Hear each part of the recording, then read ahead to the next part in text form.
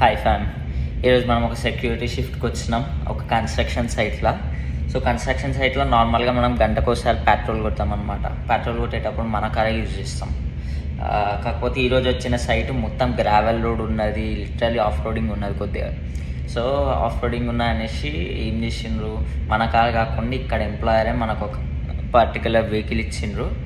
మస్తు ఉన్నది, చూపిస్తా వాళ్ళని. So the vehicle is ATV. ఇది ఒక యమహా బుల్లిరోన్ X2, ఒక ఆఫ్ రోడింగ్ వెహికల్ అన్నమాట. ఖతర్నాక్ ఉండదు.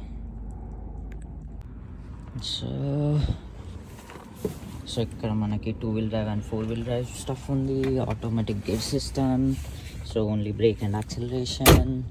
సో మనకు చాలా లైట్స్ ఇచ్చింది వెహికల్కి, ఎందుకంటే పెట్రోలింగ్ వెహికల్ కాబట్టి ఈ ఏరియాని ఓన్లీ మార్నింగ్ టైం కాదు నైట్ టైం కూడా పెట్రోల్ చేయాలి కాబట్టి చాలా లైట్స్ సెటప్ చేసి ఉన్నాయి.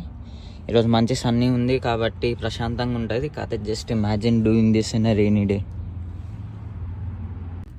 ఇది దీని keys and just let you know it's a left hand side drive. ఆస్ట్రేలియాలో కూడా రైట్ హ్యాండ్ సైడ్ ఉంటుంది, కాకపోతే ఈ particular vehicle assemble in USA. So USA left hand కాబట్టి వెహికల్ లెఫ్ట్ హ్యాండ్ ఉంది. And that's how the vehicle starts. మన patrolling start చేద్దాం. హైలో పెట్టి ఇట్స్ టార్క్ బాగుంది వెహికల్కి. కాకపోతే ఈ వెహికల్ ఇచ్చిందనే మనం అడ్డవులుగా నడపద్దు. We have to be very careful.